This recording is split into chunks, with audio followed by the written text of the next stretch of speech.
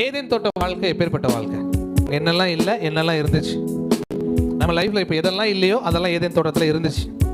நம்ம தானே அபண்டன்ட். 2 பேருக்கு 4 ஆறு ஓடிச்சான்.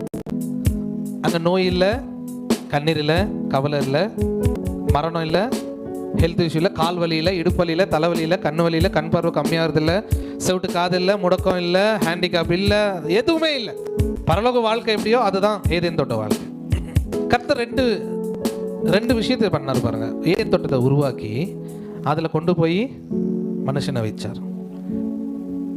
அது பழைய ஏற்பாடு. புதிய ஏற்பாடில் கிறிஸ்துவுக்குள்ள நம்மளை வைத்திருக்கிறாராம்.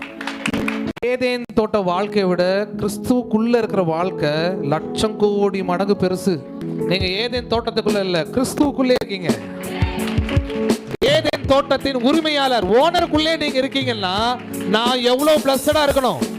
ஆதாமும் ஏவாளும் வாடகை வீட்டுல இருந்தாங்க சார், நான் சொந்த வீடால கிறிஸ்துவுக்குள்ள இருங்க. உலகம் என்ன கேக்குது? குவாலிஃபிகேஷன். நீ ஒரு வேலைக்கு போனாலும் குவாலிஃபிகேஷன் என்ன? குவாலிஃபிகேஷனை நீயே குவாலிஃபிகேஷன் பண்ணிக்கணும். நீயே உன்னை குவாலிஃபிகேஷன் பண்ணிக்கிட்டா அது ஓல்டு கவர்னன்ட். அவர் குவாலிஃபிகேஷன் பண்ணார்னா that is a new covenant.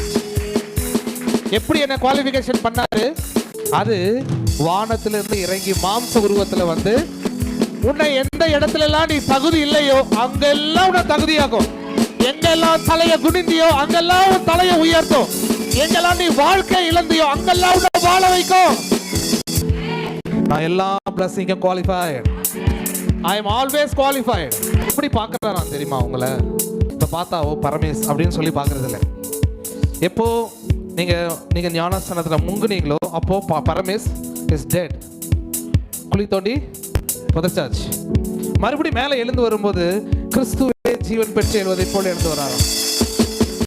அதான் பிதா நம்மளை பார்க்கும்போது அப்படி உள்ள பார்க்கறாராம். உள்ள குமாரன் இருக்காராம். குமாரனை பார்த்தோன்னே என்ன ஆயிடுது? இவருக்கு மனது வந்தது, அவரை பிளஸ் பண்ணணும்னு தோணுது, அவரை மேலே உயர்த்தி வைக்கணும்னு தோணுது. கர்த்தர் அப்படிதான் என்ன பார்க்கறாரு. என்னையே பார்க்கல, எனக்குள்ள குமாரனை நேசிக்கிறார், அதனால என்னையும் நேசிக்கிறார். எனக்குள்ள இருக்கிற குமாரனை உயர்த்தணும்னு நினைக்கிறாரு, என்னையும் உயர்த்துறாரு. எனக்குள்ள இருக்கிற குமாரனை மகிமைப்படுத்தணும்னு நினைக்கிறாரு, அதனால நானும் மகிமைப்படுறேன். வா, எவ்வளவு பெரிய பாக்கியம் பாருங்க.